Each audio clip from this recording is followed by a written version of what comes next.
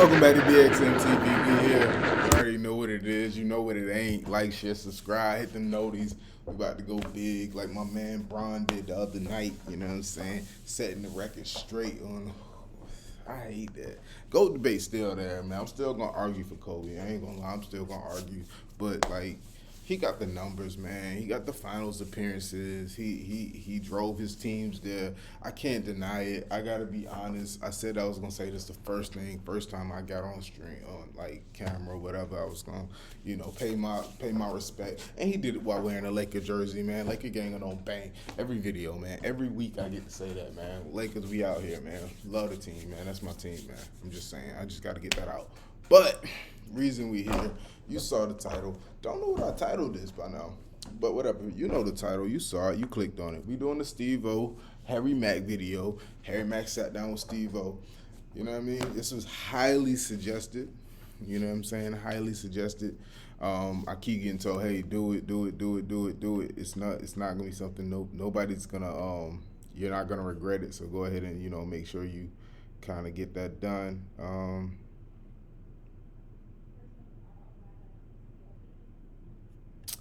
Let me see. Yo, Cap, I'm recording right now, and Cap just out of nowhere hits me with a comment on the Anthony Ray video. He's saying that he wouldn't have did that as far as showcasing somebody. I just did a video, bro. I don't pick and choose. Oh, my bad. I don't really pick and choose. I just kind of react, bro. So I saw it. The story of that is my man he put a comment on my page saying basically like, yo, you know what I'm saying? This wasn't my best work when he did his freestyle. So I was like, I'm gonna check out the next thing he do. It's the next thing he did. Like, it wasn't, come on, man. It's just the next thing he did. Bro, I can say anything. Somebody could clip anything I say on all these videos. I got 500 videos, bro. 500. So somebody could clip. Yo, by the way, 500,000 views. That's kind of nasty when you do the math, though. But whatever. Look, I got 500 videos. Out of 500 videos, I probably said something stupid. I done got checked a million times. People done said this, that. I really wasn't showcasing. I was just reacting. I wasn't really trying to put him on like this grand pedestal. This platform ain't a grand pedestal. We got 2,666 subscribers. Somebody please subscribe, man. Somebody please subscribe so we can get off this 666 shit. Like, it's crazy. But anyway, like I said, we gonna get to the meat and potatoes and get to this interview, man. Like I said, I've never seen a Steve-O podcast or whatever. You know what I mean? I rock with Steve-O, but I never saw it. So I'm definitely gonna sit back and enjoy and hear it. But it says it clears up. It's supposed to clear up a lot of, you know what I'm saying, a lot of stuff and whatnot. I'm in front of the camera. Cool. That's cool too. But yeah, let's tune in, man. Like I said, like, share, subscribe, hit noties, all that. Let's get it. Hey everybody, and welcome to a Freestyle Wild Ride. That was kind of fire. Hey, why was he naked in the van? Y'all caught that? Y'all saw he was like butt ass naked in the van. Like that was definitely some Steve-O shit to do. And I don't think I'm gonna do a lot of like pause. I'm just gonna vibe later, but like I just started, so. Wait a minute, my YouTube's so wild. Like, you see that? That's like that feature right there kind of get on my nerves sometimes. All right. Why would man do that? All right, anyway. This was hard. Hey everybody, and welcome to a Freestyle Wild Ride with Steve-O. We've got Harry Mack. He's the biggest name in freestyle rap, period, hands down. And what an honor it was to talk to him. Not only do we get a glimpse into the business of Harry Mack, into the lifestyle of Harry Mack, we get custom-made rhymes about things that I just needed rhymes for, okay? Find out what they are and enjoy this episode. But let me ask you, if you're enjoying this episode properly, and by properly I mean with a nice clean butt, because, dude, I don't have to tell you, Valentine's Day is coming up, and are you going to be full of love on... Time out. What the fuck? Hey, time out, Steve-O. Where exactly we going with this? He was like, yo, you enjoying it properly with a nice clean butt. And then he just said, Valentine's Day. How you, that's a wild transition, bro. That's a wild transition. I just got to get that out. That's a wild transition. Properly, clean butt, Valentine's Day. I got to start wilding out. Like, I'm doing too. See, his numbers high. I mean, he famous, but yeah, I got to start wilding out like that. I got to start, like, segueing to some wild shit. Like, I don't know. That's crazy. Valentine's Day, or are you going to be full of shit on Valentine's Day? What? It's a simple question. Because most people are not properly cleaning their buttholes. And the way to do that, to properly clean your butthole, is with Hello Tushy. HelloTushy.com. This is where you get bidets that changed my life. They got all different kinds. You got your entry level. You've got your entry level with temperature dial, and you've got the Hello Tushy Ace, which is a whole toilet seat with the remote control. The seat heats up, the water heats up. You got front, back, vibrate. I don't know if it vibrates, but it's the most amazing thing. I love it. It's my favorite sponsor we've ever had on the podcast. And if you go to hellotushy.com/Stevo, not only will you get 10% off your order, you get free shipping too. That's a big deal. It's my favorite product I've ever promoted on this podcast. It is a bidet, which just pressure cleans your butthole, and man, is it satisfying to walk around with a perfectly clean butthole. So go to hellotushy.com/Stevo to jump up. Yo, Stevo, this is a wild ass ad, bro. This is a wild. Marcos, you ain't tell me about this ad, bro. You ain't tell me that this ad was even. Yeah, this is a wild that deal ad, now, and let's the show. Get into it. Let's talk about ads. Ladies and gentlemen, Harry Mack. Yes. Yeah, dude. Yes. So you met Scott Randolph. Yep. And Vincent Imperani. Yeah. Yes. About that. Yeah. Dude, now you got a blown out background because you didn't fucking put the thing on the windshield. Dude. Whoa. The podcast is done in the van? The podcast is done in a van. Interesting. Like I said, man, I'm doing shit. I got a green screen. Like, I gotta change shit up. I need a van. The fuck? I need a van. Yo, who got a van, man? I need a van. I need to use your van. I need to take it to another level. A whole nother level. Next video, I'm doing it in my kid's playpen, dog. Doing it in the playpen. Not even playing, dog. Real talk. We doing it in the playpen. Butthole from this last weekend. But in any case, man, thank you for doing this. No, dude. thank you for having me, man. You're a legend, bro. I appreciate this. Well, I appreciate that, and you're well on your way. I just watched a bunch of stuff on you, and the takeaway was, it is not a controversial statement to say that Harry Mack is the best freestyler alive today. Oh, man. Well, thank you, bro. I appreciate that. Would you agree with that? That's a heavy statement. You're not allowed to agree with that if you're the person. Yeah, like, I don't... It's not a controversial statement, though, unless you don't know who he is. And then once you know who he is, I don't feel like that's, you know what I'm saying? I don't feel like it is a controversial statement. Now, what I will say, and I got a preference. Is a lot of time, us as Americans, we arrogant. Like, even in battle rap, I hear them saying, well, I'm the best, like, we the best battle rappers in the world, and blah, blah. But it's like rappers in other places, they don't speak our language. And they other places, like, it's people in Spain, it's people in, like, we know about the UK, but we talking to people that don't even speak English. And like China, like supposedly China got some, you know what I mean? BTS, I didn't even know they rap. Like somebody told me they rap. I was like, what? That's the only thing about that. There is no, we need like, you remember Dragon Ball Z where they had like that big fight where everybody came through? They need that, but they need to find a way to tweak it where everybody can understand. I don't know how that would work because, you know, different, I don't understand how we would do that. Maybe have like a contest in America, contest, and then the winners go to you know what I mean, a big thing at the end, and then, but other than that, there's no way to really say that right now on record. Yeah, it's him, but I also see other people in other countries kind of doing stuff like this. Not saying that they better because I can't understand them, but I just You know what I'm saying? We don't always have all the data, and we kind of say stuff. So that's just my only point when I say that right there. But yeah, it ain't a far-fetched thing saying he's the greatest though. You know what I'm saying? Like I said, Michael Jordan. Or should I switch that to LeBron of freestyling? Controversial. Now that's controversial. Or is it? I don't like to say that. You know, Michael Jordan's like, I'm the fucking GOAT. Okay, well, here's the thing. Here's the thing. I'll remind you. Bro, I am him. Like, do I not do that on a weekly basis? Do I not do that? I swear I do not make this up. I just talk. And next you know, in that couple seconds, somebody says the same thing I just said. I mean, it's not far-fetched that we had the same thoughts. You know, great minds think alike. I don't know how great he is, but I know my greatness, so I'm giving him greatness. Give my buddy, diving guy, Brian Gluley. He says, if you're good at something, says people who are good at something will tell everybody. When people are great at something, everybody else says it. I like that. I like that too. I like that too. You know, when I'm rapping, I like to say that I'm the greatest, you know, because that's the language of hip hop, the braggadocio and all that.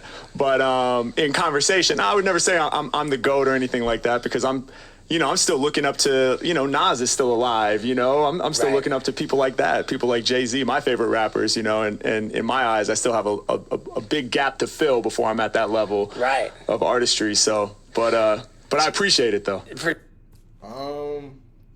And I said this, Cap, we argue. I said Lil Wayne and Jay-Z don't write.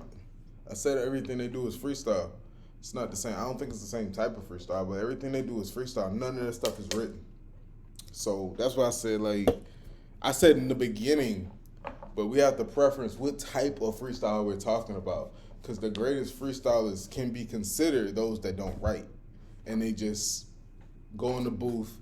They, Biggie freestyle, most of his, you saw the movie. He went in there and he just was playing around. He was like, it was all a drink. He just went in there and did that. So when did he write that? When did he write it? That's all I say in the beginning. But when you see the difference of, okay, give me 3 random words and let me go. Cool, that's crazy. Now we've seen Papoose do things of that nature. I really need to get some Papoose on the channel because we've seen him do some amazing things with words. Alphabetical slaughter frontwards. Then 10 years later doing it backwards. Now it's a different type of, rap because it's not really, it's just, oh my God, it's just it's a bereavement of words, bro. It's just, I always used to be on high school on the bus in high school just going crazy, just oh my God, what am I listening to? People like, yo, what you listening to? And I'm like, you don't understand. Go listen to Ja Rule or whatever you know what I'm saying? Get out of here. But anyway, I'm just saying, man, there's different levels to what we talk about. But yeah, I think he is, for what he does, actually, just off the top, give me this and I'm going to keep going. I think he is, number one, at least in North America. Number one for sure. For sure. Hands down, North America. I'm just going to pull up and rap. Right now, I'm just open the refrigerator and just start rapping for no reason. Yeah, you're number one. Sure, man. Well, thank you. It's evident. You started on YouTube in 2016. Yeah, that's right. And it was pretty slow climbing up, putting together the following. Didn't really pop off until until the pandemic, huh? Yeah, well, there were two kind of pop-off moments, I guess. I started making videos at the end of 2016, and it was really only because my friend, who's a jazz piano player, kind of convinced me to do it. He knew that I was a freestyler, and he knew that I was dope, but, I wasn't really making my own content or pushing for a career, I think just because of my own insecurities at the time and stuff like that. Right. And what insecurities would you have when you can fucking spit out shit that, fire? You know what, man? A lot of people say that. I don't know. I think, so my background is in jazz. I'm a jazz drummer. Right, and a pianist. And, just a little bit, a little bit. Not professional level, but I make beats and stuff, so I play enough piano to make beats. Where did you go to school? USC. USC, and there was formal music training there. Yeah, I have a jazz studies major as a drummer. from USC. So I did my undergrad there for 4 years. Crazy. But, you know, as a jazz drummer, you're always in a supportive role for the most part. You know, I'm not the leader. Like, I'm not the front person up there singing my heart out or whatever. I'm just showing up, you know, tell me what to wear, tell me when to get there, I'll bring my drums, and I'll support your vision, you know, whoever the band leader is. And so I just got really comfortable being in the background like that. And when it came to the freestyle thing, you know, it was like every time we were at a party, the cypher would pop off and I would do my thing and all the homies would be like, bro, that is... Hey, he just had random parties where they have ciphers. That's fire. I'm gonna be honest, that's fire. I would love to go to a party. You just got a cipher. Like, what? All right, let me not do that. But I'm just saying that's fire though. I ain't gonna lie. Fucking crazy. What's a cipher? Cypher's just a bunch of dudes rapping. Oh, okay. Yeah, a bunch of people Jump freestyling. into the cipher, son. I know. Like, you know, like, yeah, you got some songs, right? Oh yeah, he's got some songs. I've got some songs. Have you ever heard Poke to Put? This van is spacious as hell, bro. That shit is mad I mean, he kind of cramped because he kind of got to lean down because the little overhead. That shit is spacious. It's nice, bro. Like, yo, Steve-O, that's what's up, bro. Like, that shit is spacious. I like they got a little dog in there and all that. Shit. Step my game up. Want me a I don't think I have heard Poke the Puss. I gotta hear that though. There were a bunch of them. I had a lot of pretty wild songs, but just not much on the talent end of things. After you graduated from USC, did you work as a drummer? Or was Yeah, I gigged around LA as a drummer, but I never had a lot of success at it. Yeah, I was playing a lot of like really shitty like $50 bar gigs, you know, and things where when you add up the gas and the travel, you're making less than minimum wage kind of situations. Right. Always being told like, oh, you know, please play quieter. You know, you're disturbing the guests. You know, shit like that, like real soul sucking kind of stuff. So while you were doing that, you presumably had to work a side job.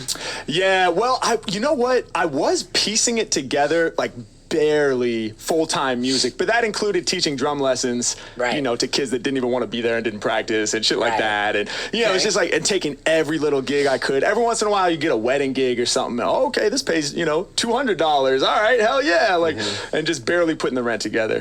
When it was the type of gig that kind of gave you more creative license, would you throw rapping into it? Occasionally. Yeah. In certain situations, if it made sense, you know, I would get up and rhyme or something. Occasionally I would rap while I was doing the drum beat and stuff like that. Right. Which is really hard. That's cool. I wondered too if you would show up with your own kind of PA system with the mic.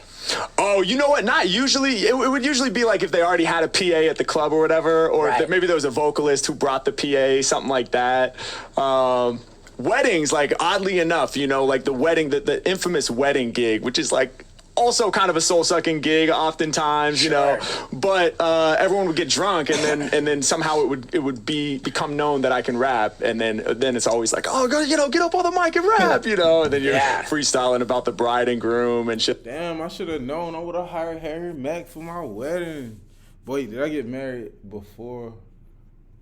Nah, I got married at 18, so like, no, nigga, was it 18? So 4 years, it's 19. I was like 4 years from now, it's 22, it's 23. So I couldn't get Harry Mack back then because, well, wait, pandemic happened in 20, so I probably could have got him for the cheap. Damn, why wasn't I doing YouTube like all the time back then? Because I was getting married. Yeah, that makes sense. Makes sense. All right, never mind. But yeah, I could have got him for the cheap. Dang.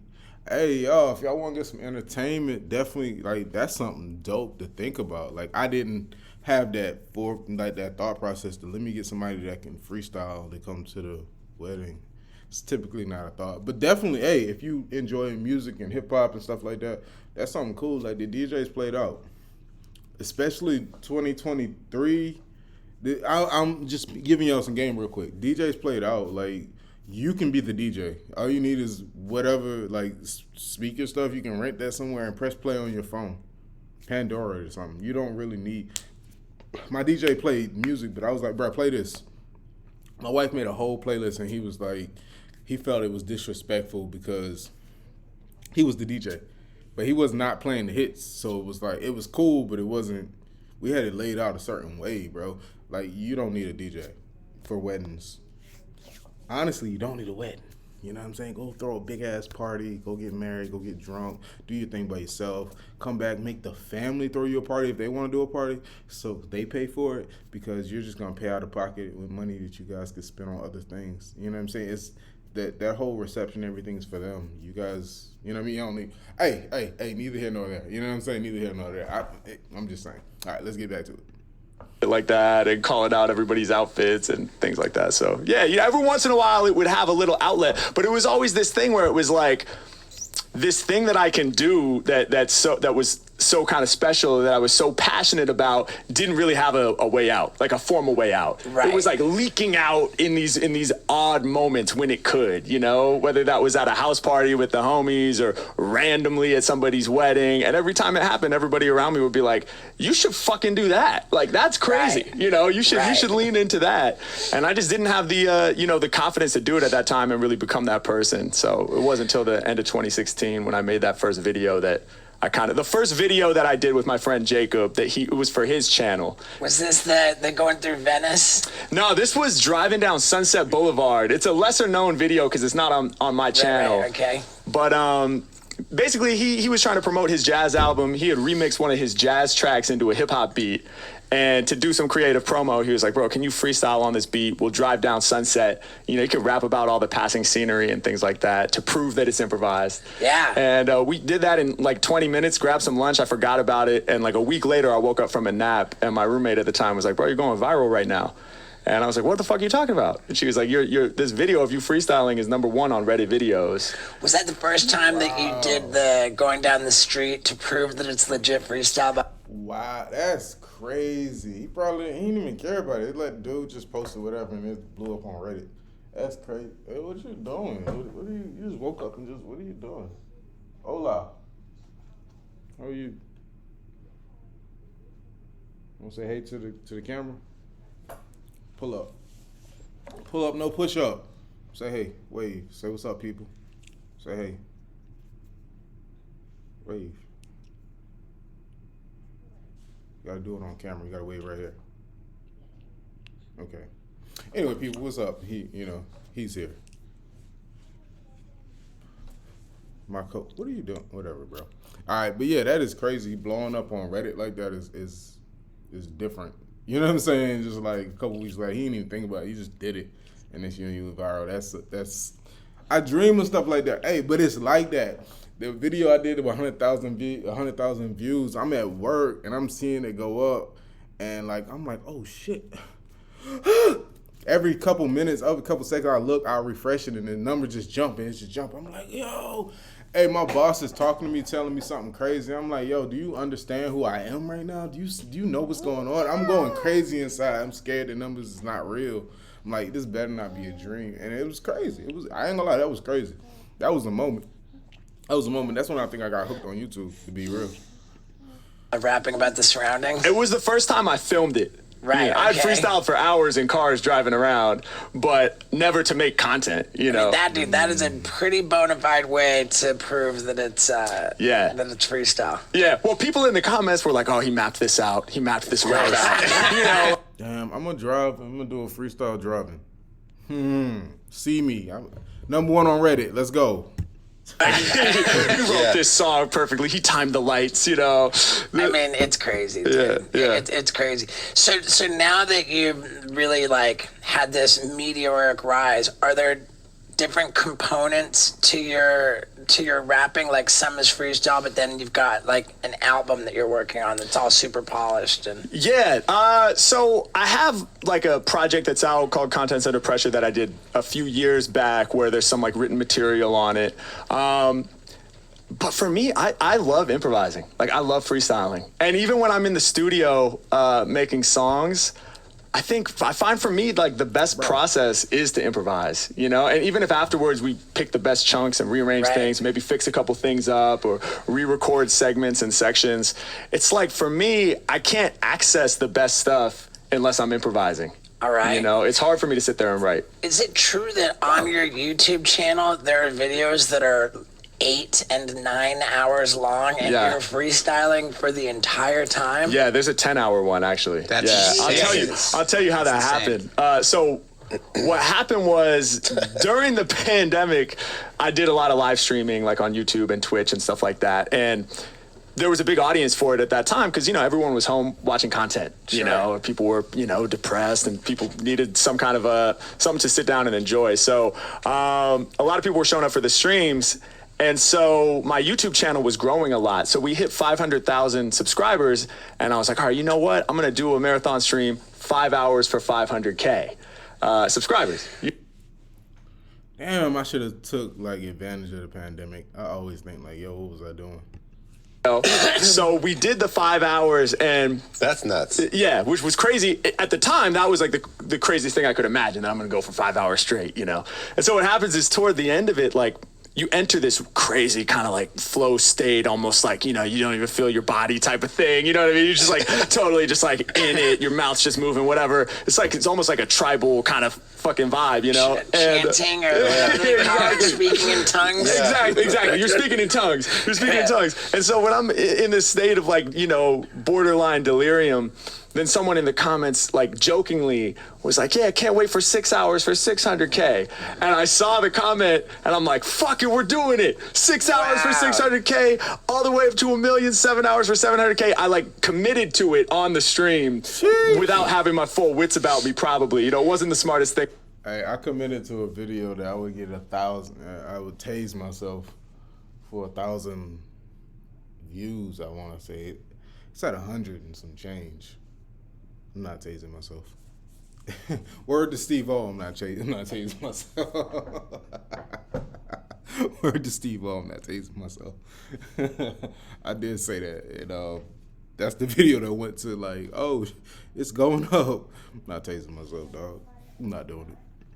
Necessarily, but And the irony being that just made it all so popular that next thing you know, you are hitting 1 million and you got to do 10 hours. well, the benchmarks came faster and faster, which was the scary thing. I thought I'd have a few months before we had to do the 6 hours, but it was next month 6 hours, next month 7 hours. Few weeks later, we did the 8 and then the 9 and then the 10. So I did all of those lengths of time for each of those 100K landmarks from 500 to 1,000,000. I mean, it's got to be a cliche question, but how did you prepare to pee? You know why I asked that? Because if you're not... Yo, that is... Oh, my God. He's about to talk about ass again or something. Yo, but how did he, move around? Did you, Because you got to eat. You got to... you still got to move. But, I mean, I'm getting hungry. I'm getting tired. My flow is crazy. My flow is fire. What is he just sitting there rapping? And people here to accuse him bringing food? Or maybe he door dashes and raps about him door dashing. That's fire. Low key, that's fire. I ain't gonna lie, that's fire. And then you got people on stream giving him stuff to rap about, so it's unlimited info. Yo, that's fire. Peeing a lot, you're not drinking enough water. I know that because I drink plenty of water and I drink liquid death. Now let me tell you about the meteoric rise of this company. They started out like it was a joke. What if we made water called liquid death? Because we're so upset about the world being ruined by plastic. So their motto is death to plastic. And man, this company has just become a very big deal, available on Amazon, at pretty much every convenience store. Target, Whole Foods, I mean, you name it. You're seeing it everywhere, and get on board because they're saving the world. They're the most environmental company out there. They donate 10% of their profits to ridding the world of plastic. You know, that big plastic island in the middle of the sea? They're tackling it. And Damn, Steve-O teaching me stuff. I did not know liquid death was about that. I thought it was alcohol at first. I thought it was beer or something. Then I seen it was water, and I was like, why is it called liquid death? And then I thought it was trying to be funny. I wasn't really sure. I was like, what's this about? I'm just going to get the Aquafina. And then, this is informative, though. they've got the greatest merch. I love this stuff. I love this company. And if you've never bought apparel at liquiddeath.com/Steve-O, Do it now, because their merch is epic. And if you're a first-time merch buyer at liquiddeath.com/Stevo, then you get 20% off your order right now. So drink water, drink Liquid Death, get it at the retail stores, get it on the website, and hurry up and buy Liquid Death merch, like this killer severed hand candle that they did as a collab with Martha Stewart. Telling you, the stuff is amazing. So go to liquiddeath.com/Stevo for 20% off your first. But what it smell like, Steve-O? Like, you telling me to buy a candle from the water company, right? What it smell like? And it's black, you know. Not that I love the color black. You know, I'm brown, but I love the color black. You know, it's kind of ashy, but whatever. But that doesn't tell me it smells a certain. You know what I'm saying? Is it like licorice, or is it, what does it smell like, Steve-O? It's just candle wax. I'm not buying that shit. Is it just there for show? Oh, I get it. It's just there for show. Then why they ain't make a solid thing out of it? All right, never mind. Too many questions. Apparel order right now. And let's get back to it. That's the kind of thing, that's the kind of thing I would wear a diaper for. Yeah. No, I should have worn a diaper, man. I wish we had had this conversation before that. That would have been hilarious. So those Depends, the Depends diapers, they really just soak it up where you don't even. Yeah, those are adult diapers, right? They're made for grown people. They're made for 10-hour freestyles. That's right. We could have done a whole sponsorship, man. If I had my business shit together. Pampers, dude. Yeah, we could have gotten the sponsor. But so at my old house, where I was living at the time, was this little back house, and the bathroom was like just the first door off of the studio. So I dipped into the bathroom and took a piss once. So while you're pissing, are you rapping about the fact that you're pissing? That also I should have done. If I had the clip on I paused the rap for 30 seconds to go pee. You know, it was sort of like, it was forgiving. You know, so it wasn't like I rapped like nonstop bars. Like I would do verses and pause for 4 bars and say, you know, like when it made sense, like when the beat ends and a new beat comes on, I would get into the rhythm of the new beat and continue. But I never took a break. Like I never stopped for more than 30 seconds, really, you know. To pee was probably the longest break that I took. Okay. Not stopping for 30, what? 10 hours and you didn't stop for 30? Like, yo, that's crazy, bro. That is crazy. Yo, I struggle with doing long videos. This right here, I'm struggling, like my attention span. Like I'd be struggling with, and he was doing 10 hours. 10 hours? Yeah. So you're crazy. Like, I mean, to do that for 10 hours, I mean, the OCD or whatever it is. Yeah. Like, I know you're gnarlier than I am, Stephen, when we're doing the trick shots, and I'm tapping out at like 100 times. Mm-hmm. You'll just keep doing it till you get it, and you're like 300 times, 400 times. And then when I do get it, it wasn't good enough. Right. And then you do it again. Get it better. Yeah. And that's when it would have hit me, because there was a thing that you said where you were like doing a bouncy ball, and you're like, this is for my late hamster Doyle. and he said it 100 times, and then it started fucking with my head. Yeah. And I had to go into bed because I was like starting to crack. I was starting to lose it. Yeah. And you just hear him in the stairs going, this is for my late hamster Doyle. And he said it like 300 more times. Doyle, man. And I'm like, oh, he's on another level, dude. Because I can handle it up to 100 times. Sure. He's doing it for 10 hours. Like, are you just, what the fuck's going on? You know, in your That's head, a great man. question. That's a great question. Yeah. No, I mean, after the 10 hours, I was like, I don't need to do another marathon stream ever again, probably. Because the physicality of it is the challenge. It's the throat and the vocals that could potentially fuck it all up. It's not so much the mind. But what's interesting is with freestyling, I think the reason I love it so much and have loved it for so long, you know, since I was 11, 12 years old when I first started trying to figure out how to do it, is it's sort of like a access point to, you know, flow state, or like what people call getting in the zone or whatever, where it's like, the thing is, it's so challenging that it requires my full attention. But because I practiced it for so long, I'm able to accomplish it. So it's like consistently rewarding. You know, it's like every new word that I get thrown or grab and work into a line, it's like, if I can pull it off, it's like, fuck yeah. You know, in that moment, it's like, yes. And then it gives you this excitement and this energy to kind of like continue on that path. And so it sort of becomes this thing where you have blinders on and all the external noise and all the, you know, all the voices in your head that are going on all day and all that just sort of gets muted. And you just have this one singular focus that's consistently rewarding and holding your attention and kind of pulling you forward. So, I don't know. I guess the 10-hour stream was like an exercise in the depth of flow state, you know, like how deep can I really get in there and stay there? It's crazy. Yeah. Are there any words that's hard to rap? I was watching Eminem on Anderson Cooper. Nothing rhymes with orange. Yeah. Right. Can you rhyme the word orange? Like, what would you? Oh yeah. Well, now everybody can. Ever since that clip came out, you know, Eminem, he I think comes up with like 20 options or something that rhyme with orange. That became a really viral kind of clip. Yeah. You know? Right. Are there any words like that for you that's like tricky? If somebody calls out, you're like, fuck. Oh, definitely. I mean, you know, usually there's a way to do it, like with, you know, there's these things called slant rhymes, which are just words that sound like they rhyme, even though they don't perfectly rhyme, right? Which you can utilize those to, you know, that's the thing with like orange. You know, there's nothing that perfectly rhymes with orange. But what Eminem was saying is you can change the way you pronounce it to be orange, and then it becomes door hinge and storage.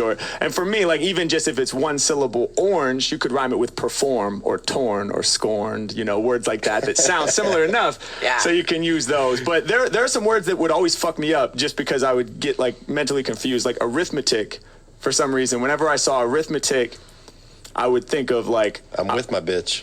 Yeah, see, there you go.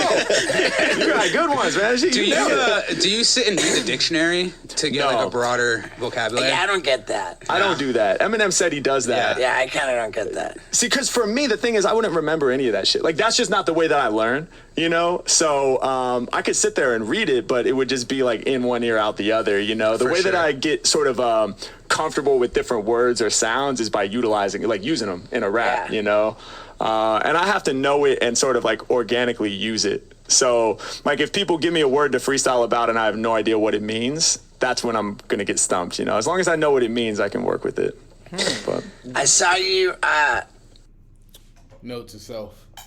Find words that are so complicated Harry Mack does not know what they mean, so it stumps him and stuff. Nah, but that's showing you that. Because a lot of times you see him, be like, what's that mean? Yeah, oh, okay, word. And he fits it in a certain way, so that's kind of dope. That's crazy. Rapping, how do you even say it? Like, as a dog.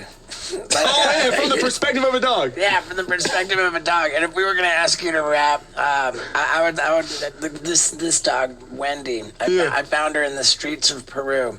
Amazing. I like to call her the Fresh Princess of Hollywood because, like, she came from, you know, it's almost like on the streets of Peru. I was born and raised. I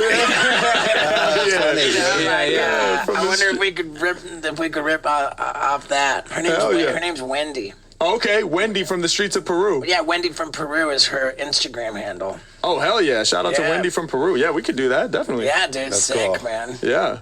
I'm like sensitive about it because I just hate the idea of like sitting down for an interview and someone's like, okay, now you're gonna do this, now you're gonna do that.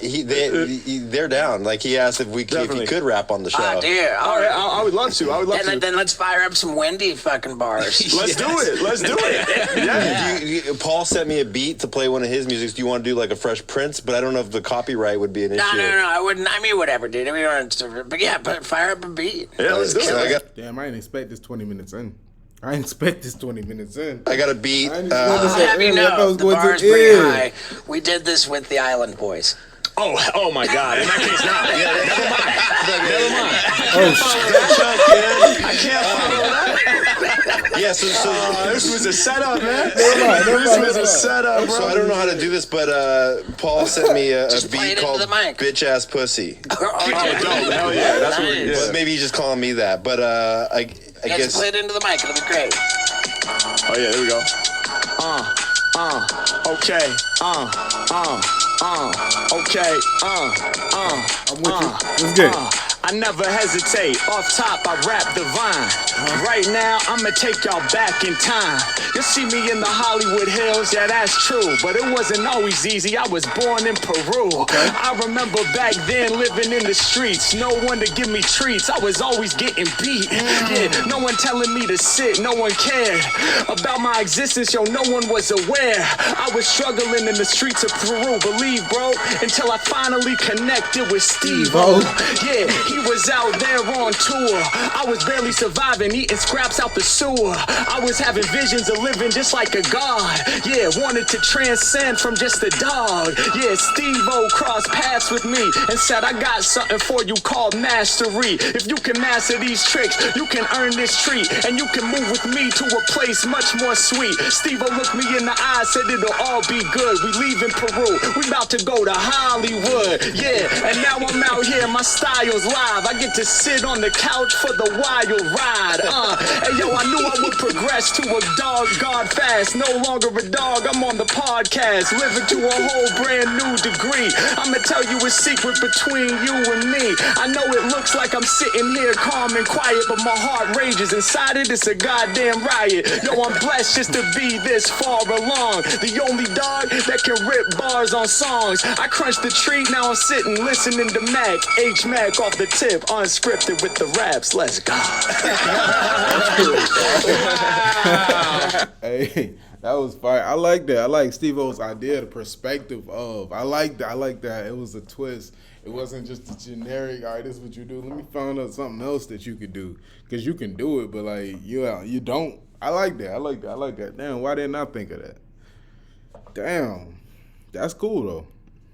That's insane. Something fun. That's so fun, dude. That's incredible. Oh, thank you, man. So sick. Appreciate it.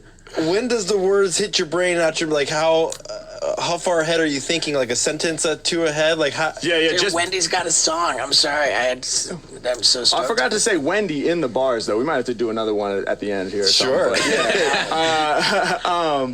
yeah. That's a great question. So I'm only thinking slightly ahead, like maybe half a bar ahead. What really happens a lot of the time, so I'm utilizing this technique, I call it setup punchline, but other people probably call it other things, but essentially what it means is I'm working backwards from a target word a lot of the time. So, like, give me a random word. I know it's hard, right? It's hard. I didn't even think of Philippines. Yeah, so Philippines. So that's great. That's great. So Philippines, you were gonna say butthole? Yeah, I was gonna say. Okay, so either one, it doesn't matter what the word is, but when I was first starting out and I didn't really have much technique, you would just say the word and then like pray to God that you find something that can rhyme with it and make sense. So I'd be like, yeah, Philippines, and I'm a real regime, whatever, and you get lost and you fall off, it's out of control. And so the technique that I use now is called setup punchline, where if you say Philippines, rather than just say it first reactively, I'm going to set it up with something that rhymes with it so that I can kind of like slide into home nice and smooth. So if you say Philippines, I might say, yo, Harry Mack, I grab the mic and I kill the scene. I get props from LA to the Philippines. Yeah. I got a lot of spirit and I love soul. Other rappers, when they spit, they sound like butthole. You know what I mean? So rather than say butthole first and then try to find something that rhymes with it, you're utilizing this structure and you can just kind of daisy chain those rhymes together that way and sort of have control over it. But is it easier to Hold up. Okay, time out. I got a Red Bull right here. It's a Red Bull. All right. Let me see. And he said, all right, it's Red Bull. So, this is off of the top. I'm thinking of something right now. Okay, I'm just going to use that. Off the top, thinking of something right now. My homie is a dog. Don't make him have a cow. That was stupid. Doesn't matter. Shoot like Cupid. Fuck. I shouldn't have did this, but I'm still gonna do it. I do what I do, and I don't need no tool. Right now, sitting down drinking a Red Bull. Yeah, I did his slant rhyme thing just now. I'm learning. Y'all see me learning? I'm out here learning. Shout out to Harry Mack, man. I'm learning. Connect those words because before when you didn't have that technique, were you still that smooth? No, and it was just harder. It was harder, and I ended up sort of like being a lot more repetitive. You would just kind of fall in. One of the challenges with being an improviser, whether it's freestyling or playing jazz or anything, is you create these habits. And so it's like every time I rhyme, I would say kind of the same types of things, you know, the same words would come to mind. Listen. Yeah, I'm on a mission. You know, because you can kind of sit there and rhyme just with sort of like filler raps like forever. Listen, I'm on a mission, repping my division, causing collision. I go inside like an incision. What it is, better mind your biz. I'm signing all these kids, you know, or whatever. But if you want to incorporate random words, which is what I'm more known for doing, or incorporate random imagery, it's really helpful to have that setup punchline structure to kind of like guide you through it. And it helped me kind of smooth it out. But it took a long time to figure that out, you know, to sort of master that style and be able to daisy chain them together. But I'm not really thinking that. Daisy chain, word of the day, daisy chain. Never heard that term before. Far ahead. It's like as soon as I'm finishing the first couplet, like if I was gonna do a rhyme about fan, there's a fan right there. It's like off the top, H Mack is the man, got head spinning, and I know I'm gonna end with fan. And right at that moment, then I'm looking to rap about liquid death or look for my next target. So it's more of this kind of like as you're finishing a line, you're reaching out for the next target, you know? Wow. If that makes sense. So if I said I'm the man with the tools, sitting there drinking a Red Bull. Oh no, I'm sitting here, I'm at home. Let me go ahead and pop in my headphones. And I was gonna say something about a phone, but I just said headphones. So I kind of get it. I kind of get it. Because like, as soon as you say this, you say that. Cool. All right, boom. So I'm getting in the car and just start just going crazy. One of these days, you're gonna see this reenactment video. You probably won't. You're not copywriting your music so that decision to do that on YouTube, where people are like, don't do that. Like people are, or where you're like, no. I want everybody to use it. I dare say Harry Mack is a clever guy for taking that approach. And you know what else is clever? And I want everybody to use Whoop. The Whoop strap. Damn, how many it's the most goddamn ads you got sophisticated here, fitness Steve-O? tracking device known to man. All of my favorite people are using it. Joe Rogan, Bert Kreischer, Rich Roll. I mean, dude, the list goes on and on and on. And the insights that you get into your sleep, your recovery, your respiratory abilities, and dude, it tells how oxygenated your blood is now.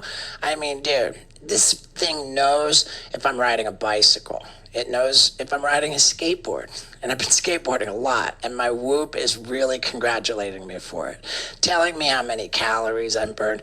If they say Whoop, there it is. How much time I'm spending in my optimal heart rate zone. I just love it, man. And I love keeping track of my sleep, because when I know that my Whoop is going to tell me how I slept, I find myself trying to get that better recovery. And when I get that killer recovery, I know that I got to put myself through more strain on that day. It really just kind of guides me to being healthier. And let me guide you to being healthier by pointing. I'm sorry. I can't take health advice from Steve-O. I'm just playing. Nah, if anybody can give you health advice, it's definitely the dude that hurt himself all the time and repaired himself and still in shape and, you know what I mean, seemingly looking good. So pause. Don't take that the wrong way. I'm not saying that. I'm just saying he's healthy. You know what I'm saying? But yeah. Hey, y'all fucking with Whoop. Y'all want Whoop? Liquid Death, Whoop. You know what I'm saying? I forgot what the first one was, but yeah, the butt stuff. This man got like 1,000 ads. We ain't even halfway done. He gonna have like 3 more. To whoop.com. That's WHOOP.com. Where if you use the promo code STEVO, you will get 15% off at checkout. And man, I saw something indicating that there's so many people making reaction videos to Mack's music that's actually what's building the fan base. So he gives them content to react to, and they give him awareness of his skills. Yeah, exactly. Yeah. So for us, like, there's this huge community of reactors on YouTube, right? Where they watch. Yeah, it's fun. And so they'll watch people's content and react and just straight up react to it and build a following that way because they have great personalities or they have, great insight into what's being done and things of that nature. And so thank you, Harry. I do have a great personality and insight. That's like an award. You know what I'm saying? They don't make awards for this, but I do appreciate that you appreciate what we appreciate. You know what I'm saying? You feel me? I just want that to be said, man. my content is great for the reactors because, yeah, I'm not doing the content ID thing or flagging it or, I'm not. Oftentimes what happens is whoever made the content originally will monetize the reactors content, right? Which we could do. Like, we could flip a switch, basically. And then, I'm sure that we would get a lot more money right away if we did that. But at the same time, there probably wouldn't be as many reactors that were so eager to react to my content because it's great for them. They get to monetize that. And then, if a reactors video gets 1 million views or whatever, that's great for us too. Then when we go on tour, there's more awareness, more people are buying tickets. So who's us? Oh, like me and my team, Yeah. I have a team of I guess about 8 people now that help me and editors and my manager and people who work with me to make my content and run my business and all that. It's epic. So do you do tour? You book tour dates? So at the Improv. Yeah. We went on tour. We did the first sort of like legit tour just this past year in 2022. We did 32 gigs in the U.S. and then 10 shows out in Europe. First time out in Europe doing shows. How did it go in Europe? Dude, it was crazy. Europe was nuts. Yeah, it was nuts. It was so fun because the U.S. tour was also fantastic. But it was interesting because I was doing a lot of the shows in comedy clubs. Right. Which was just because, we had a contact at Levity Live, which is the company that owns all the improv clubs and some other, comedy clubs across the U.S. And they were just a fan of what I do. And we're like, hey, man, if you want to route a tour. They tried to put you in the with my man Chris Pratt or Chris, whatever the hell his name is. He tried to put you in that space. That's nasty. You leagues above him, bro. No slight to him, but that's nasty, bro. We don't gotta do that. Like, where the fuck the stadiums at, bro? Like, what we doing? Where like the actual like clubs and stuff? Like, they disrespecting you, bro. That's what I'm saying. Like, that's the part that I don't like. Like, you're doing the business, you're doing everything right. I see your name beside names. When you're doing festivals, I see you beside these names. You are a part of the culture. You are a part of the industry. But at the same time, like, you go this direction versus that. And it could be good, you know what I'm saying, going this way versus that way. But I feel like it's a medium. There's something else you could be doing. I forget what's the place that I see oftentimes that like artists go to. It's a spot in Myrtle Beach. I forget, but it's like different venues that you should be going to because even though I'm not a fan, I should still hear it. Like, I'm a fan now, but before I should have heard about certain things that were going on because culture in general. Like, when somebody's going on tour, I immediately know. Maybe I don't want to go, but I know. Why didn't I even know you existed before? Like, that doesn't make sense. Like, that doesn't make sense. And you've done certain things. You've done the sways. You've done certain things. But at the same time, it's like there's something. There's a disconnect. Like, you need to host a show and just like, oh my gosh, Harry Mack doing The Basement. Like, you need to do a version of like Rap City, The Basement, where you freestyle and have them come on and freestyle. You might not be... You know what I'm saying? They would have to contour what they talk about because we don't want no ignorance there. Like, honestly, because that ain't your vibe. It's positive. Even if they do, you could be like a mediator and like bring them back to center. But I don't want you to feel like you a therapist or nothing. But you need like a show where you can challenge others and showcase what you do at the same time. And then like and it could be on TV. You got an image that you can do TV. Or like a show on Netflix or Hulu, or there's something else there, bro. And maybe you're working on it right now, but it's something else there. Because this touring in comedy clubs, I don't like that. What? Comedy clubs? You're not doing this to be funny. Like, I feel like that's like disrespectful to your craft. But I know you got to get your money, and this is way better than what you said before, doing the jazz stuff and all that. So I feel you, but that just bothered me a little bit. Like, it's the Red Bull, man. Sometimes Red Bull, like, you drink it and take you different places, you get low. But yeah, that just kind of bothered me. A comedy club, fuck. Any of these venues are open to you. You can get in here and do a show. And, it's not a comedy show. Sure it's a music show. But it's who knows what it is, right? It's like... I mean, it's watching you freestyle, it reminds me a little bit of like Jeff Ross, where he roasts people on the spot. Yes. Like it's all improv. Yeah. Yeah. And I wonder if you put like a roast spin on it, you know? Like freestyle roasting rhymes. Now it's funny because people will email me and be like, roast me, bro. Just roast me, you know, because people like to get roasted, you know. Some people like to get roasted. But the thing is, man, like I'm like, honestly, I'm a nice guy. You know what I mean? I can't force it. Like I just don't like. I don't like making people feel bad either, man. Yeah. Like, insult comedy is not my. It doesn't come to me, man, because my thing is, I'm not good at knowing where that line is to where it's all good and it's all fun. If I'm like, oh, be mean, it's so foreign to me that I'm going to say something like truly fucked up. I feel like, you know what I mean? Like, I'm going to say, like, that's not funny at all. That's just like offensive and mean. And I'll be like, dude, what? I just made a video with Wee Man where we were trying to compete to see who could get the better skateboard footage. Okay. And I was like, yeah, bag on my tricks, like, And then I come and see the footage he made, and he's like making fun of me for everything except skateboarding. I'm like, ouch, man. Shit is personal. But I kept it all in. I kept it all in, but I was just like, why are you attacking me? Exactly, man. No, my shit is like, it's almost like, it's not straight up compliment. It's not like a compliment thing. There are battle rappers that will do compliment battles for fun, you know, where they say like the nicest shit they can think of to each other, which is pretty hilarious.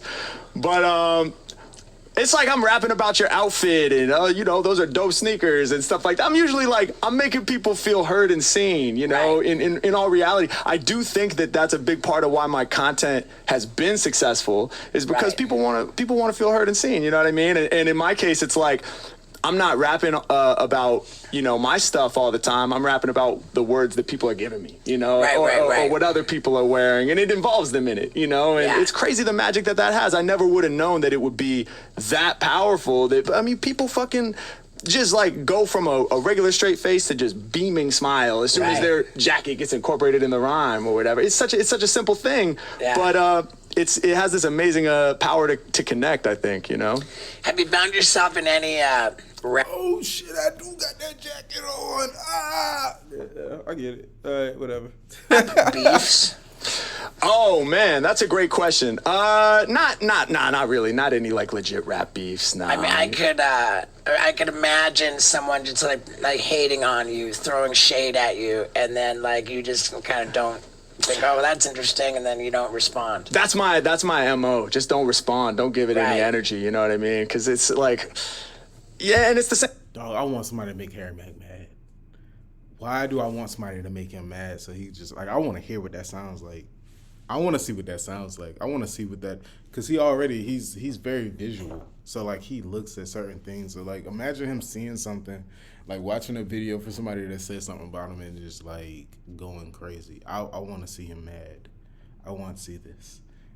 This is crazy. I want that now. Now that I know he does not like me, I'll try to stay away from it. Not to say I want him to, but I just want somebody to like try it, and I want to see how that fares. I want somebody to be like, yeah, fuck Harry Mack. And then Harry Mack hears it. He tries to brush it off. It happens again. And, like, it affects the community. That's when it hit. When it affects the community and people in the community start, like, the titles of these thumbnails and then these videos start twisting a little bit, I want him to respond. I want him to just be like, you know what, let me set the record straight, and then hour-long killing the dude for an hour. Nah, it ain't got to be hour-long, but that's the power that he has. He can just kill you for an hour. Like, yo, I want to see that. I just, in a world, you know what I'm saying? Like, if I wrote the story of life, I would incorporate that some kind of way, just to see it. Like, I just want to see him, like unleashed. Remember that movie when he took the collar off and Jet Li took the collar off and just went crazy? I want him to unleash. Same thing like with the comments and the trolls and the people hate. I used to respond. Oh my God, the trolls, like this Captain Spaulding guy. Oh my God, I just fuck, man, my God, salute. I just salute, man.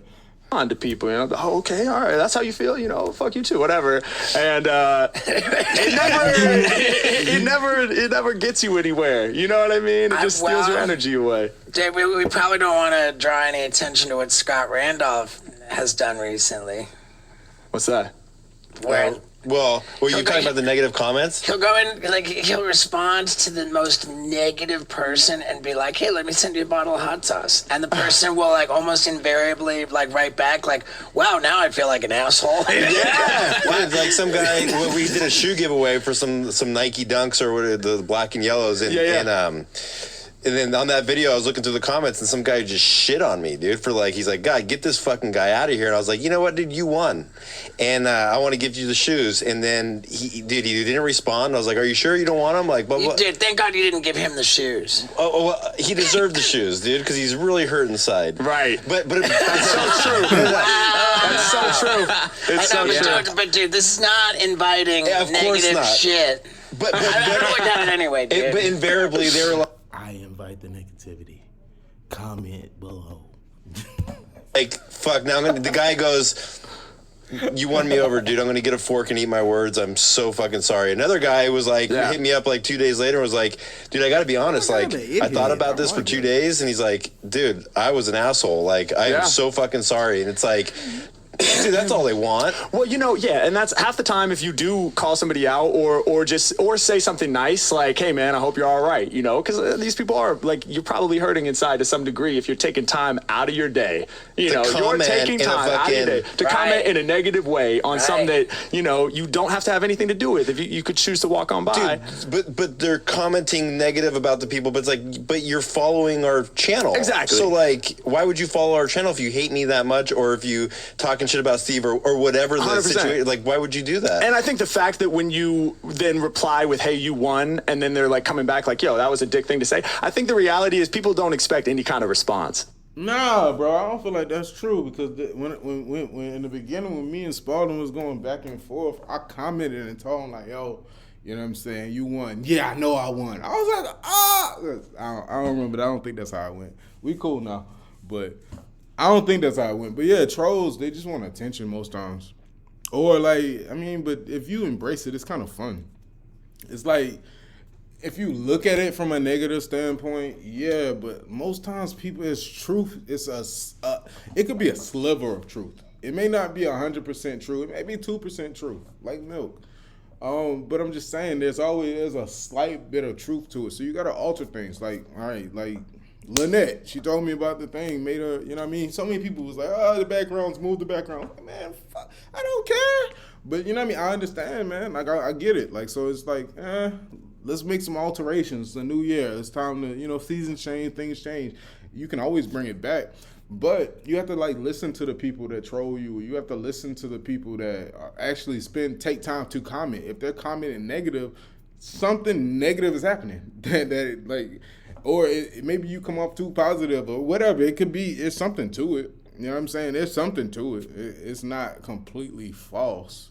You just got to take it with a grain of salt and kind of make adjustments as you go, just to be honest. But I invite it because that's how you get built. You know what I'm saying? This same person comments back with positivity. You're like, damn, I kind of, you know what I mean, made a difference. I changed some things around, and now that same person that looked at it and was like, yo, this was trash, is now saying, hey, this is pleasant. I rock with it. I'm like, all right, that's cool, man. That's what's up. You know what I'm saying? But you can't do that to everybody. That's not always everybody. Some people just wake up on that type of time like, yo, forget this person. I hate this. Da, da, da, da.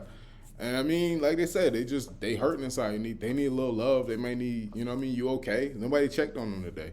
Or in the last year, bro. Like, you never know. They feel like you're, you know, up here somewhere, unreachable to whatever degree. You know, you're an influencer or whatever it is. You know, you obviously have a career that revolves around making content. He's also really good on the podcast. And Vinny's new, but Vinny's killing it too. I love Vinny here, dude. Vinny has said 3 words. You know, I'm not hating on Vinny, but Vinny has said 3 words on this podcast. Get Vinny the fuck out. Let me stop. Have there been comments saying that I ate Paul for breakfast? That's amazing.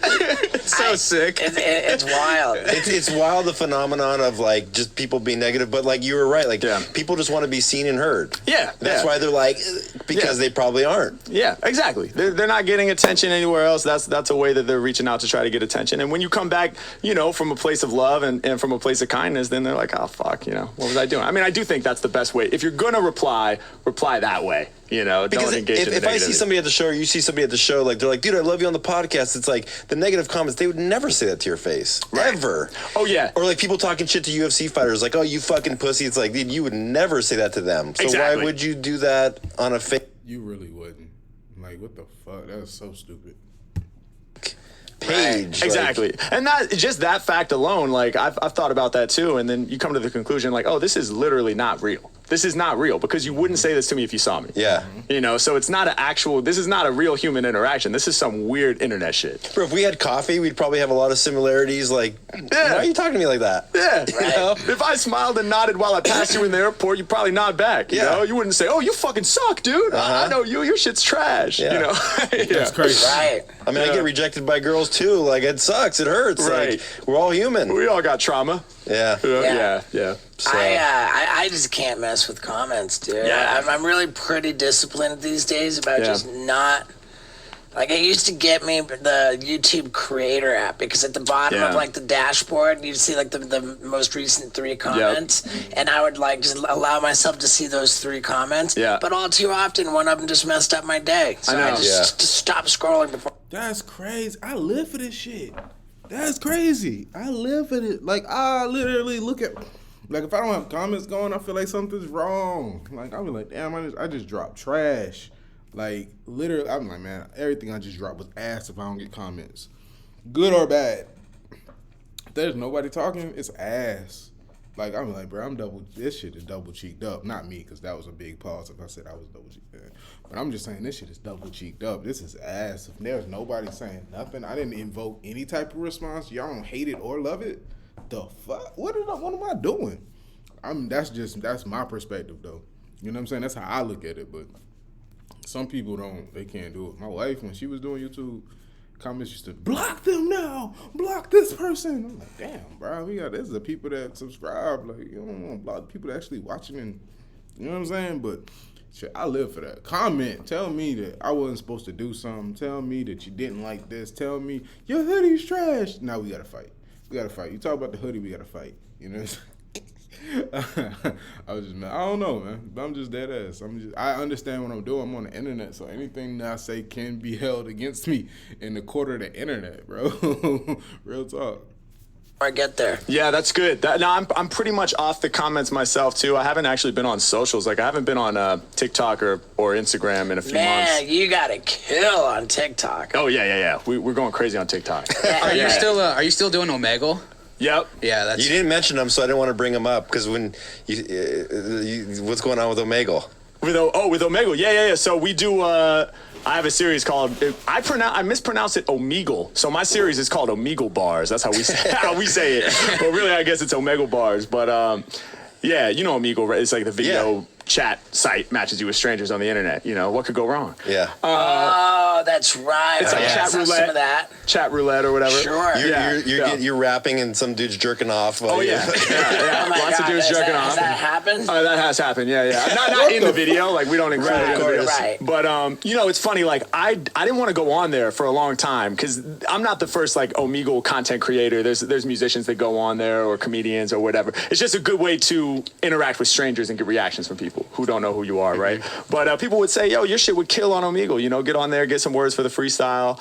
And I was like, man, it's just going to be a bunch of dudes jerking off, you know, because that's what it used to be. But now they have That's crazy. I was like, I don't need that, you know. But now they have these sort of like comment filters. So you can type in basically like a hashtag, like what are you interested in? You know, TV, YouTube, music, hip hop, whatever. And it connects you with people with that shared interest. And for whatever reason, it does a really good job filtering out the dicks. So, you know, like, we're on episode 80 of Omegle Bars, and I've probably seen like 20 actual dicks, you know, which is that's pretty good. Like for the amount of time that I've been on there filming content, you know, it's like. Do you ever do rap battles with, you know, no, I mean, Dicky or something?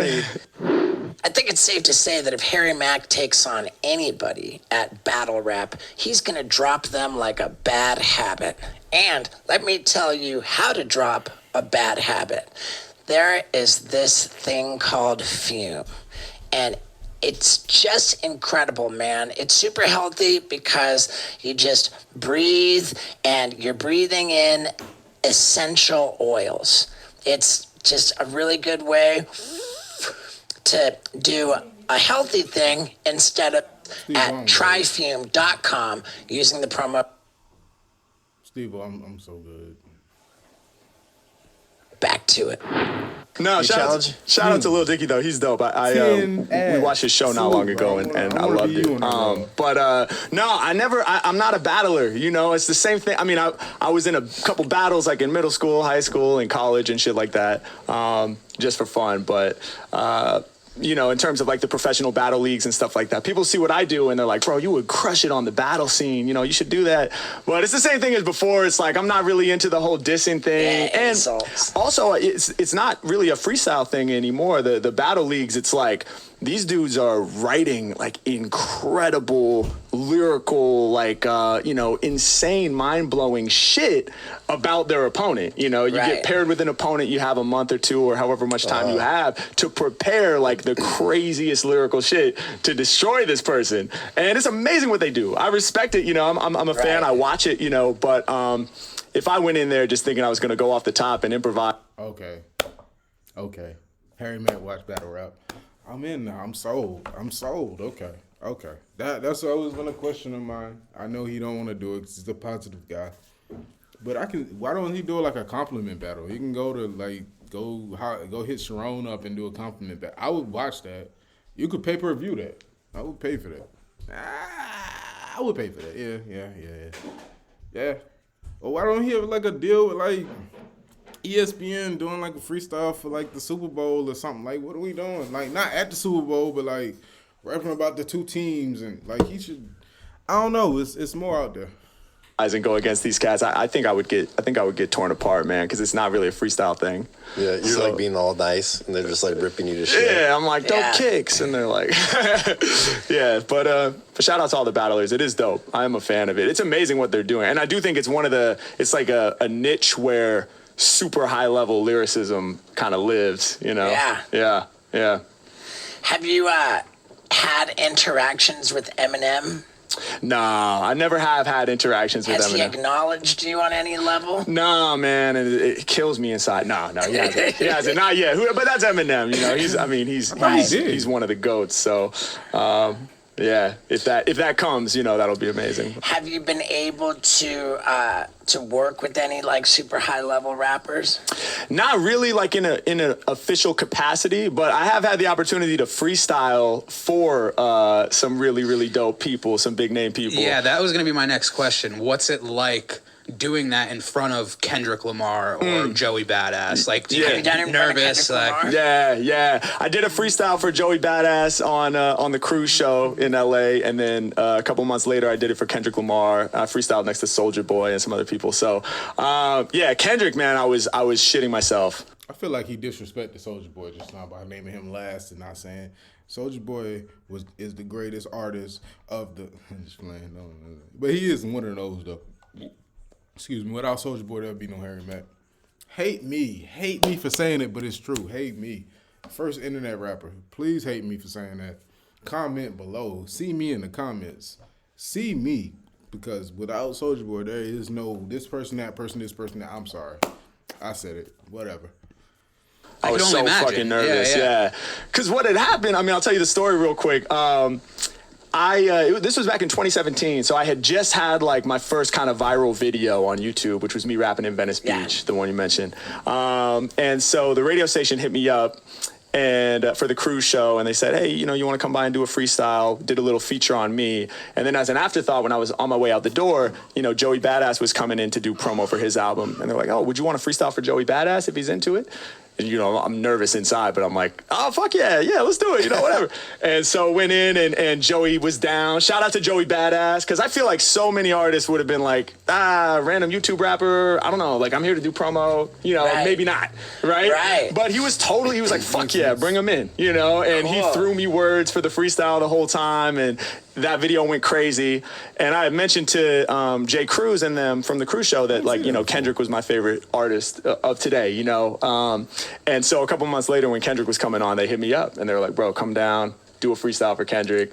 So I was nervous as fuck because I'm, you know, he's one of my heroes for sure. You know, I'm such a big fan. Since 2016, yeah, my alarm on my iPhone is Kendrick Lamar. No way. What song? Dude, how am I? I got a bone to pick. Yeah. Oh, yeah. Hell yeah. That's what it is every King time. Kunta. Yeah, King Kunta. That's the joint, bro. That's the joint, yeah. Yeah, how did that not come to me right away? It's literally like anytime I set my alarm, I got bone to pick. That's a good way to get the day started, too, man. Hey, you got a bone to pick. And I never get bored of it. Like I have no desire to change it. Like that's my alarm, and that's how it is. That's amazing. I got a bone to pick. I got a micro dick. Whoa. Yes, sir. That's all I got, dude. So you got a chick? Yeah. I have a girlfriend. We've been together for a long time, 5 years. 5 years we lived together. Dude. So yeah. And the whole dynamic of your career is just like, what does she do? She's my manager. Oh wow. We work together. Yeah, she comes on tour with us. Cool. She kind of like runs a lot of things on the business side. So she's like Sharon Osbourne, you're Ozzy. Exactly. That's it, bro. 100%. Which has been like really dope, man. I'm sure it wouldn't work out in every situation, and it's always, you know, people are always curious, like, what's it like working with your girl, you know? Because we're together all the time on the work tip, and then, you know, we're romantically involved, obviously. But for us, it's really dope, man. And you know, we just are conscious of like making space and stuff like that, and having time apart as well, and having boundaries and things like that. But it's just been really fun, really rewarding to kind of build together in one direction. Right. You know? Yeah, you can't lie about how much money you make anymore, though. That's the problem. No, exactly. Yeah. It's all that she knows better than me. Yeah. That's cool. But it's cool too, because I'm very much on the raw creative tip. You know what I mean? And that's why I like freestyling, because I just like that flow. That's facts, bro. I tried. That's what this was. This what DXM was. It was. I mean, it was both of us, but at the same time, like my wife's supposed to do all the like Instagram posts. That's why I don't really be on like social. She's supposed to do all the internet stuff. She's like really good at that. So I was like, you post here, you do that, you do that. Yeah. She has bigger stuff going on right now, so I'm like, I have to figure out how to feel like do everything. You know what I'm saying? Like that part right there. So. You know what I'm saying? It is what it is, man. But I feel him on that. Like, if I blow up and this gets bigger, yeah. You know what I'm saying? This gets bigger and we, you know what I mean, start generating, like, real revenue, then, yeah. But right now, like, it's just chump change. It's gas money, man. It's just honestly gas money. State thing, you know, I'm just like, play a beat, you know, let's freestyle. Like, that's why I'm always down to freestyle on a show like this. I'm like, I like to freestyle. You know, it's not, you're not asking, it's not a tall order to ask me to rhyme. I'm waiting for the opportunity to rhyme. And so because I'm so on that raw creative tip, sometimes the more managerial system-based things are a little more of a challenge. And that's kind of her world. So it's a good balance. Like, it's Scott and me. Yeah. Yeah, he can duct tape himself to a billboard, and I'll make the phone calls and do the paperwork. Yes, 100%. 100%. You need that though, right? Oftentimes, you see those partnerships. I feel like, right? You have to have somebody who fills in your gaps. Yeah. Without a doubt. I feel comfortable with the fact that like he can throw out the craziest shit in the world. Yeah. And what I like doing is I like to make it work. Yeah. So like. So what does the third dude do? The one that's not talking, what does he do? I get it. He's like the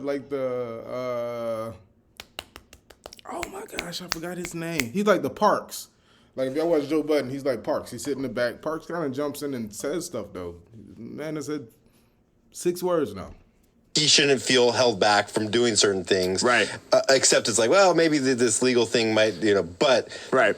I know I'm doing my job if he can say the most fucking craziest shit. Yes. And like, I'm like, okay, how do you bridge that gap? Yeah, you build the space around it so that it can exist. Yeah. Yep. Yeah, that's dope, man. I love that. I wanted to ask you a question because being the drummer, did you ever see the movie Whiplash? Yeah, of course. Yeah. But that was like Juilliard. But Right. how intense is being a drummer in college for jazz and like? Juilliard's where Tupac went to school, yeah? Oh, for acting? Yeah. Was he an actor? Yeah, he was an actor. Yeah, for theater, I think. Yeah. So what's the difference between Juilliard and like you're going to USC? USC. I mean, Juilliard's like the most prestigious art school in the world, I think. So that's USC's intense too. USC's good. Yeah, like it's called the Thornton School of Music at USC. And some people would say it's like, it's the Juilliard of the West. Okay. Or whatever. So Wow. yeah, it was a prestigious program for sure. And yeah, there's intense teachers along the way. I mean, even when I was a kid in Portland, like I would have teachers at times that were super intense, yelling at you and shit like that. I never had anybody throw a chair at my head or anything like that from the movie. You ever seen the movie Whiplash? No. With what's his name? Miles Teller? Yeah, that's right. Unbelievable. Yeah, it's a great movie. Crazy. Where Is it based on a true story? I want to say yes, just so you watch it. Because you won't watch it if it's not based on it, but it's yeah. No, it's a good movie. Yeah. I had some intense teachers along the way for sure, but nothing like that. Nothing too crazy. I had a lot of supportive teachers too. That's cool. Yeah. I just thought about it when I was reading about you. Well, there is that sort of history in jazz of like the sort of that tough love kind of relationship where like, there's stories from the jazz folklore of people throwing cymbals at people's heads and stuff like that. And, that's kind of like how you learned. But yeah, Crazy. yeah. I never heard that before. I never heard that. I knew pianos, when they play piano, they get hit in the hand and like they get hit in the wrist or whatever. I never heard it was getting cymbals thrown at their head. That's what you about to get the conga out. They just take the cymbal. Like, are you serious? I never heard that before. How many times since you've been with your girl have you guys upgraded your living situation? Only once, man, recently. Yeah, we got a crib together. So before that, we were living in a back house. We were renting a back house. And when I first met her, we were each in our own apartment, obviously. And so we went from the apartment, we got the back house, which was cool. We had a little backyard and stuff. Our landlords were super cool. This older, retired couple, they were out of town a lot and they were just dope. So we stayed there for a long time. And we were there during the pandemic. So that was crazy because we were both together working full-time and living full-time in the pandemic in this tiny little back house. And for hours, I mean, sometimes 10 hours continuously, I'm screaming freestyles, in this little room with the door closed. She's on a Zoom meeting and people are like, is somebody rapping? Like, are you playing some music? I'm just aggressively in the bag talking about micro dicks. No, but just going on rapping. And so that was crazy. We were crammed in a tiny space. I mean, I'm sure a lot of people can relate to that from the pandemic, from feeling like that. The pandemic was a tester of relationships. It was. And I'm super stoked on how my relationship got kind of stronger. Hell yeah, me too. Me too. Yeah, I mean, if you make it through that and you're still together and you're good, you there's no way you didn't get stronger, right? Right. So yeah. But we recently got a house together, which was a major upgrade and an exciting thing for us. So cool, man. Congrats on that. Thank you so much. Appreciate it. Do you have any tours coming up or? Yeah, we do. Yeah. I'm super excited. We're going back out this year. We're doing the U.S. and probably Europe again. The U.S. has been announced. Europe, we're still getting the routing together and everything.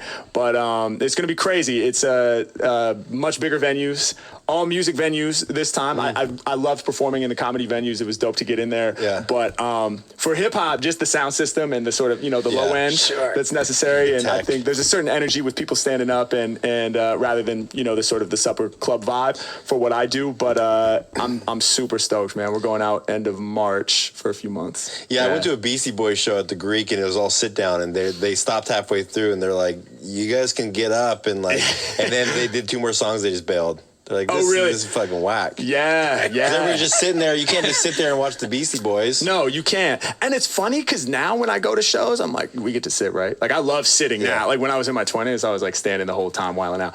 But now I like to sit. But for a hip hop show, man, if you're on stage and everybody's sitting down, it's just not the thing, man. You need everybody standing up. You need the body swaying. You know, it's a different type of energy.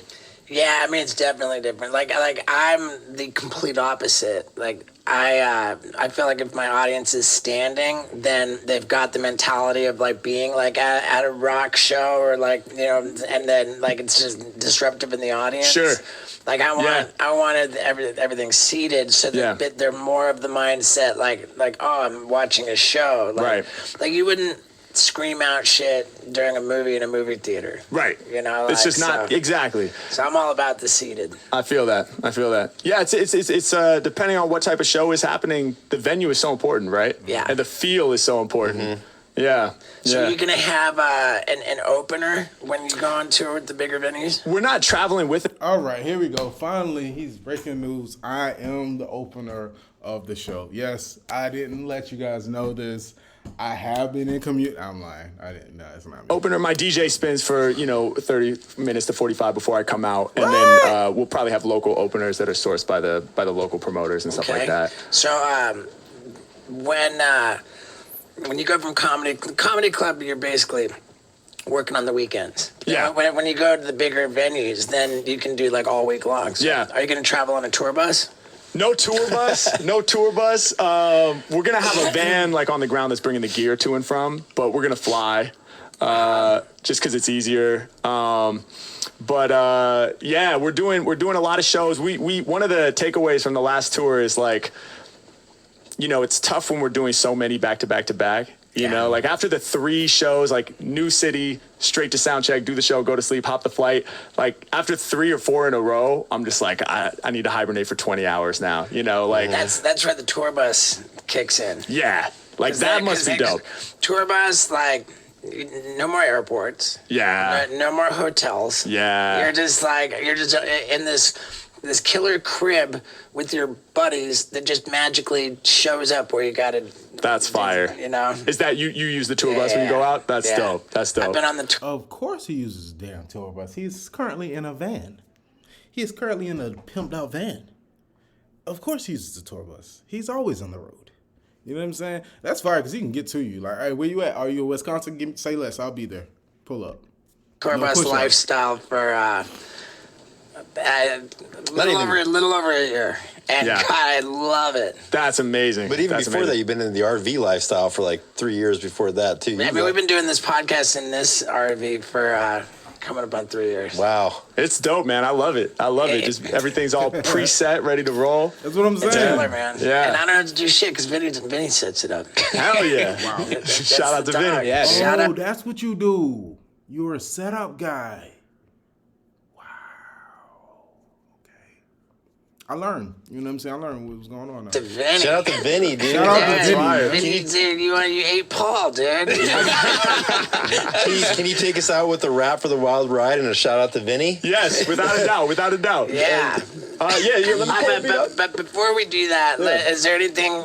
Do you have any merch that we can promote? Do you have like absolutely social media? Let's get the plugs in there. Let's get everybody. Yeah, man. Harry Mack across the board. YouTube.com/Harry Mack. I'm on TikTok at Harry Mack Official. We have merch on the website HarryMackOfficial.com. But the biggest thing right now is the tour. Buy tickets to the tour. Odyssey Tour 2023.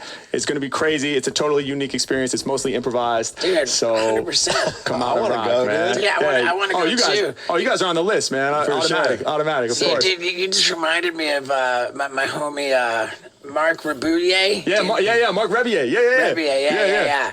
He's amazing, man. We did a video together. Dude, we did a live stream together, him and I. Thank God you guys did. He is one mesmerizing cat. Oh, he's amazing. I saw him at the Greek in LA, just a few weeks ago. Jesus, he's up to the Greek now. Yeah. God, that guy he's is literally killing it. rolling in money. He's fucking destroying it. Yeah, and he's doing the tour bus thing. He's in. God damn, I can't remember bet. whose bus it is. Somebody huge that had the bus. You know that he bought the bus from or whatever.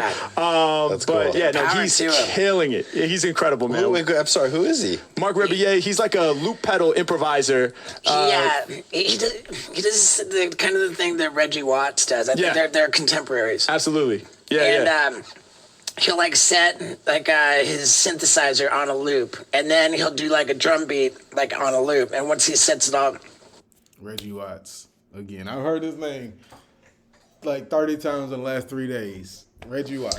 he puts together like Universe is like, professional quality music. right, One man doing it all by himself, Yeah. and sets it, and then starts singing, and like does it improvise and like while you're watching. Wow. In real all time. improvised. Yeah, Yeah, it's really cool. Yeah, it's Cool. amazing, and he's a really soulful vocalist too. Like he's a funky dude. And he's hilarious. Yeah. He's got the comedy. He's got the just watching the way he moves and You performs, can't take your eyes off him. You can't take your eyes off him. Yeah, we got to do a live stream together that went really crazy on YouTube. But it was fun. I went over to his house. Super nice guy too. Really, really down to earth dude. Really cool guy. Yeah, Cool. Yeah. All right, sick. So hard.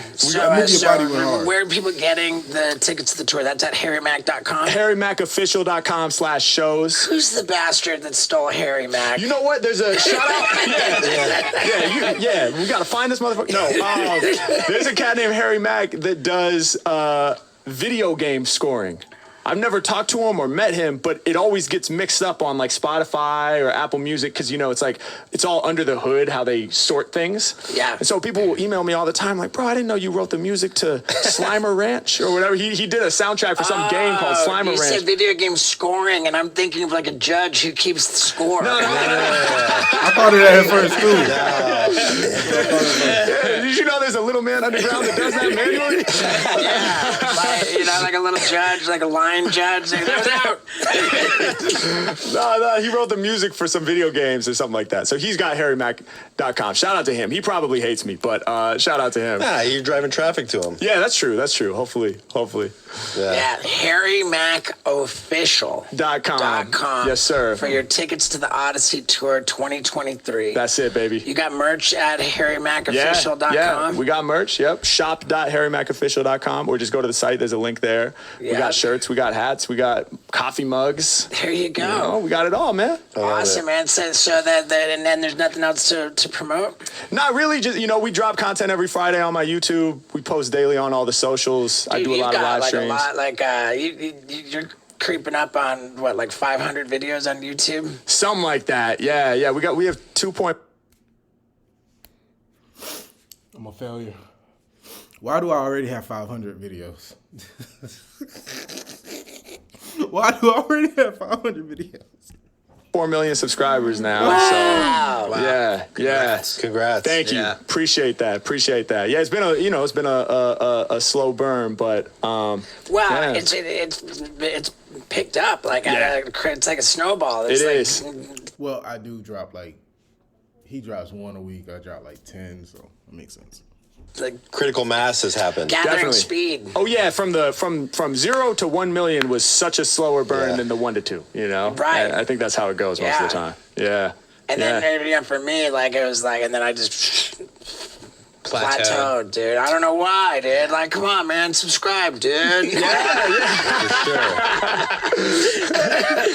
All right, man. So yeah, let's bring it home with a rap. And, Let's do it. And thank you so much. Thank you, man. This has been so much fun, bro. Really appreciate it, Steve-O. Yeah, that Thank was you guys, cool, dude. man. Subscribe, really Steve-O. fascinating, man. Hell yeah. subscribe. Hell yeah. Let me get a beat up. Okay, does it recognize my face? Let's see. You lost some weight. Exactly. It's like, who's this guy? I'm honored. I'm complimented. All right, here we go. So, you guys want to throw me words or something as we go? Just lob them out? All right. Vinny. Yeah. Skinny. Yeah. Oh, there you go. You already gave me the rhyme. Skinny Vinny. Come on. Yeah. Never falling off, Mack is on the win spree. Shouts out to the homie Skinny Vinny. He's not skinny no more, you best believe. He was Skinny Vinny until he ate Steve. He's just slowly digesting. 1, 2, 1, 2. Mic testing. H Mack all up on the pod. When it comes to rhyming, y'all know I'm the freestyle god. Prostate. Yeah, y'all know that the God's great. I got these rappers in pain like a prostate. Yeah, H Mack dropping more stanzas. Peace to anybody with the prostate cancer. Hope y'all get past that. I know it's too common. I'm live over tracks. People love the way I'm bombing. Y'all know I'm about to leave you scarred with this. Yo, prostate, that can make it hard to piss. Wild ride. Yeah, H Mack, y'all know I keep the style live. It's a wild vibe when I'm right here on the wild ride. H Mack, yo, I vibe with the plan. We do a whole podcast right inside of a van. Island Boys. H Mack, man, you know that I be wildin', boy. I had to come here and follow up the Island Boys. He was like, after them, you gotta get up. I was like, fuck, Steve-O, it's a setup. Yeah, hey, I grab the mic and I swallow cats. Island Boys, how the fuck I'm supposed to follow that? Yo, H Mack, I'm about to go mad. You got that contact though? I'ma hit them for the collab. Yeah, H Mack, you get it. Y'all know I'm really about to blast fast in the snapback. That's what Mack said. Matter of fact, I got the speaker inside my backpack. Do pranks with rhymes. I be the lyrical jackass. Yeah, your whole vibe, I'ma spoil it. I was watching y'all as kids shitting in display toilets. H Mack, I'm on it. Y'all know I got that raw flair. That was probably in Portland, up at Hippo Hardware. I'm pretty sure I know the spot down the block from my crib. When it comes to freestyles, I be running this. Shouts to Steve-O, he's an ill lord. And you got the partner so that you get away with the fucking billboard. Duct tape, no problem. No legalities, they couldn't challenge me. I rhyme for real without no fallacy. Hit me with one more, we about to send it home. Disguise. Off the top, I be bending poems. Yeah, rappers in the game can't get with this guy. I'm always authentic, I never need a disguise. Rappers faking, hip-hop is like the phallus scene. Most these artists be wearing disguises like it's Halloween. I'm about to blow your mind when kicking all these rapper patterns. They get cut in the face just like a jack-o'-lantern. Yeah, all about the cypher, I ain't torn. Cause when it comes to lyrics, I be sharper than a thorn. I kill a rapper dead, I'm about to make him mourn. I hop up on the stage and I'm ready to perform. Exposed when I'm kicking these flows just like porn. That's at least 5 words you can use to rhyme with orange. H Mack, I'm on it. Yo, what'd you say? Poking the puss. Yeah, rappers get pushed away. H Mack, yo, I'm ready to push. Yeah, we getting in it like we poking the puss. Yeah, H Mack, I'm on it. They hate this shit. I know that song's gotta be up on your greatest hits. H Mack, when I'm rhyming, I be on the winning spree, but I give no fucks like virginity. Yeah, I'm all up on it. Rappers, they don't want none. Stretch over tracks like latex from condoms. It's H Mack, I be the certified rhymer, and you better bet when I'm rhyming for wetter than vagina. I go up in the deeper. My lyrics, they get you high just like reefer. I'm on the pod just to make y'all believers, and every time I rhyme, I can't be denied. Getting live with Steve-O all up on the wild ride. Let's go. Thank you so much. Thank you, bro. Thank That was you. unbelievable. So Appreciate you guys, man. I love it. All right, Hell yeah. All right, dude. Much love, y'all. Harry Mack official. Yes, sir. Harry Mack official, dude. I really enjoyed that. Oh, man, me too, man. It was an honor to be able to come on here, sincerely. How about that? Is he a cool dude or what? And how about this? Candidly, when this episode is released, I will be on tour. I'm supposed to be on tour with BAM. So how's that gonna go? We'll find out. Wish me luck.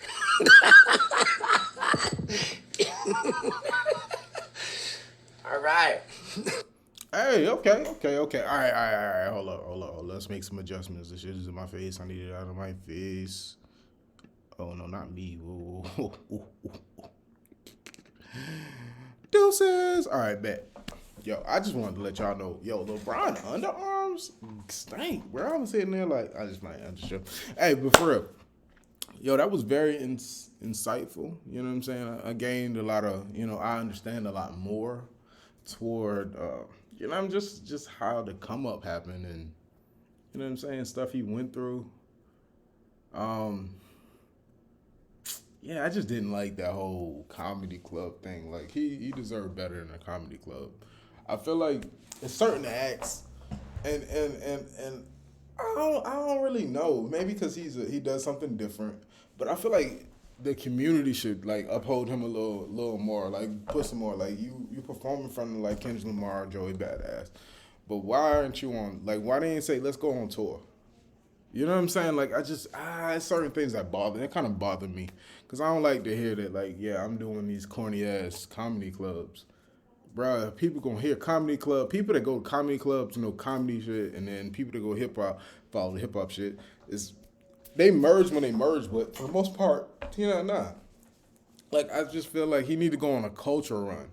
He's doing his thing, that's cool, but we need to put you on a culture run. Do this. You did this for Steve-O. Cool. Nothing wrong with that. This is fire. But you need to go on like a run where it's just like, and you could duck off and go back to your side of things and just so over on your side and like be kind of reclusive, do your Omegle and all that. But you need to go on like a run like you did. You said you did the cruise show, you did Sway. I need you to do all this stuff within like a 3-month span. Just go crazy, go on to like Sway, Flex, bars on I-95. I need you to go and do like just the code, like go and check off the boxes, some of the crazier places, and then I'm pretty sure that you'll be seen. Like right now you're doing your TikTok and all that, but like the Shade Room will put you up there. Like, yo, can you believe this? Especially if you go to one of these messy places and they like give you certain words and you do your thing with it and they think you're gonna come with this and you actually like fire. Like, I don't know. I just feel like I don't know. Like, I just I see more. Maybe it's coming. You know what I'm saying? It's stuff that hasn't happened yet. And that kind of bothers me. It's just like, yo, what do we... I mean, Soulja Boy said who you signed to. Because, I mean, that's valid. So, I'm not going to do that. But, like, not everybody got that thought process of, like, yo, this dude is that dope. Like, why am I not connected? And I feel like other rappers should, like, join in. Because you can't do what he can do, but he can open for you. He can get everybody loose, and then you go out there and kill it. It's like, it's the lane for it. And you could pay him more than he can get on his own tour, build his profile up again, put him on tour. He could do like a song, a freestyle song or something, get on the radio. I don't know. But that's to be continued. You know what I'm saying? He's still going to put out what he's putting out. It's still stuff coming in the future, so it is what it is. I made it through an hour video, yo. Hour video. I know if you watch the whole video with me, salute, because I know I was jumping in and out, and that might have annoyed some people. If you skipped around and got to the end, you hear this, salute to you still. Like, because this is an hour and some change, man. Like, you know what I'm saying? Marcos, I did it. We here, baby. Like, share, subscribe, hit the noties. Until next time. This is like an hour and 40. This is crazy.